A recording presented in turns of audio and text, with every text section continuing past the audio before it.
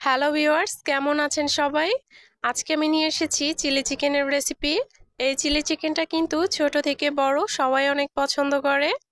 আর এই চিলি চিকেনটা বানাতেও কিন্তু খুবই কম সময় লাগে আর খুবই অল্প কিছু উপকরণ দিয়েই করা যায়। সো ভিডিওটা স্কিপ না করে দেখতে থাকুন। আমি এখানে বোনলেস চিকেন নিয়েছি। দিয়ে দিলাম হাফ চা চামচ রসুন বাটা, 1 চা চামচ আদা বাটা আর হাফ চা চামচ বিট লবণ। আপনারা চাইলে সাদা লবণটাও দিতে পারেন। আর দিয়ে দিলাম 1 চা চামচ গোলমরিচ গুঁড়া, হাফ চা চামচ লঙ্কার গুঁড়া আর 2 টেবিল চামচ কর্নফ্লাওয়ার। আর দিয়ে দিলাম ডিম। আর দিয়ে দিলাম সয়া সস আর 1 টেবিল চামচ চিনি।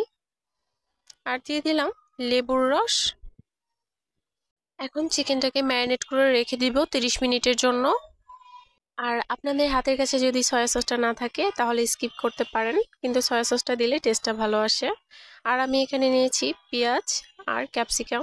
পেঁয়াজটা আমি 4 ফালি করে ছাড়িয়ে নিয়েছি আর ক্যাপসিকামটাকেও এরকম ছোট ছোট পিস করে কেটে নিয়েছি। 30 মিনিট পর আমি চিকেনটা বড় একটা পাত্রে ট্রান্সফার করে নিয়েছি। আর এখন আমি এখানে দিয়ে দিচ্ছি বেসন। বেসনটা দিয়ে খুব ভালোভাবে মাখিয়ে নিতে হবে। আপনারা যদি কেউ বেসনটা না দিতে চান তাহলে বেসনটা স্কিপ করতে পারেন। সেই ক্ষেত্রে আরো 2 টেবিল চামচ কর্নফ্লাওয়ার দিয়ে খুব ভালোভাবে মাখিয়ে নেবেন। দেখতে পাচ্ছেন ঠিক এরকম হবে। এখন আমি এগুলোকে ভেজে নিব। আর এর জন্য আমি একটা প্যানে তেল গরম করে নিয়েছি। তেলটা খুব ভালোভাবে গরম হয়ে গেলে আমি চিকেনের পিসগুলো ছেড়ে দিব। একটা একটা করে ছাড়তে হবে যেন একটার সাথে আরেকটা লেগে না যায়। আমি এগুলোকে উল্টে পাল্টে ভেজে নিচ্ছি। আমার এই চিকেনটা ভাজতে 7 থেকে 8 মিনিটের মতো সময় লেগেছে। এখন আমি এগুলোকে তুলে নিচ্ছি।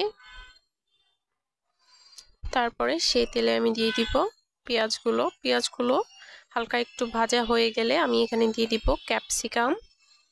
আর তারপরে দিয়ে দিব বিট লবণ। আপনারা চাইলে এখানেও সাদা লবণটা দিতে পারেন।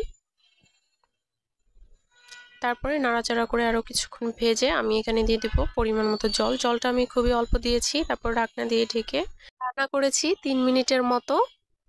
তারপর এখানে চিকেনটা দিয়ে দিলাম। চিকেনটা দিয়ে নাড়াচাড়া করে আরো 2 মিনিটের মতো রান্না করে নিয়েছি।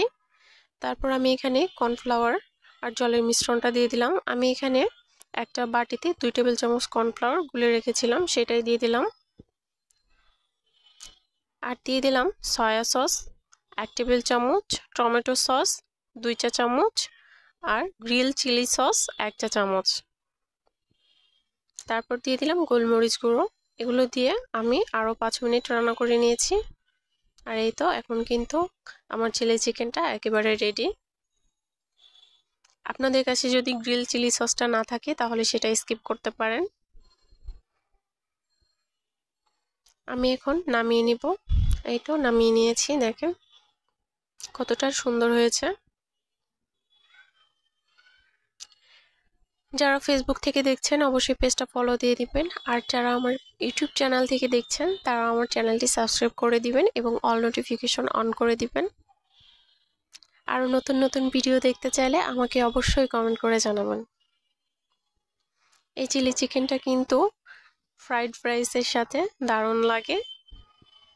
আর শুধু চিলি চিকেনটাও কিন্তু খেতে বেশ ভালো লাগে। সবাই ভালো থাকবেন, আবার দেখা হবে নতুন কোনো ভিডিওতে।